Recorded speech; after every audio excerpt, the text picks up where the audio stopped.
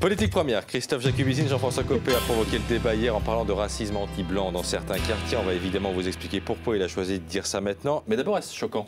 D'abord, on va l'écouter, Jean-François Copé, c'était hier soir, il s'en expliquait. Le combat contre le racisme, qui est un combat que nous devons mener de manière implacable, doit l'être sans langue de bois. Je pense qu'il est un racisme dont on ne parle pas et qui est une grande souffrance pour beaucoup de nos compatriotes dont la peau est blanche et qui vivent dans des quartiers où ils se sentent en réalité presque pointés du doigt. Alors, est-ce que c'est faux, Christophe? Non, certains Français blancs se sont déjà fait traiter de sales Gaulois dans certains quartiers parce qu'ils n'avaient pas la même couleur de peau ou la même religion. Il y a des tensions entre communautés et elles se manifestent par la même bêtise, celles qui se fondent sur la différence de couleur de peau, dans un sens comme dans l'autre. D'ailleurs, Jean-François Copé n'est pas le seul, à droite comme à gauche, à le dire.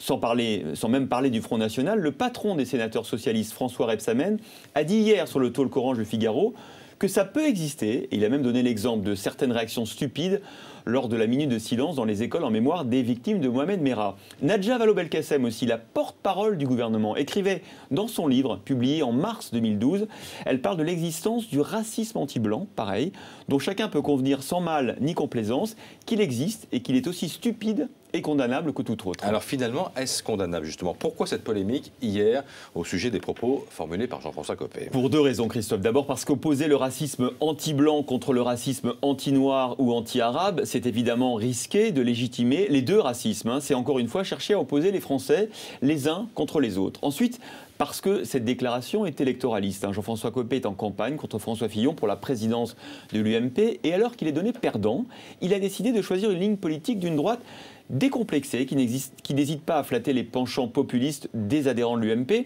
une ligne politique que ne renierait pas le Front National, qui parlait hier de copier-coller. Le Front National, avec qui d'ailleurs 68% des électeurs de l'UMP sont favorables à un rapprochement, notamment aux législatives. C'est ce que rappelait hier un proche de Jean-François Copé. Une droite décomplexée. Tiens, ça sera le titre du livre de Jean-François Copé qui sortira la semaine prochaine. Copé qui se serait rapproché aussi de Patrick Buisson, le conseiller spécial de Nicolas Sarkozy. Info BFM TV, il serait même rémunéré maintenant par l'UMP.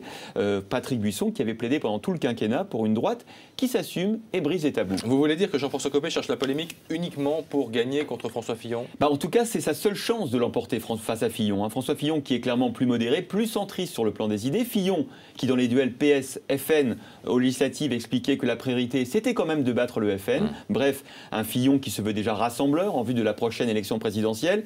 Il se retrouve débordé sur sa droite par Jean-François Copé qui sait que l'élection se jouera avec les adhérents de l'UMP, c'est-à-dire les électeurs les plus mobilisés et les plus décomplexés. Bref, un Copé qui ne s'embarrasse pas d'état d'âme, un Copé qui a fait sienne la devise « La fin justifie les moyens ». Ce qui est intéressant, Christophe, c'est que dans cette élection du président de l'UMP, c'est aussi la définition de la ligne politique de la droite qui se joue. Vous voulez que je vous dise? Ça va commencer à devenir passionnant. C'était Christophe Jacubizine.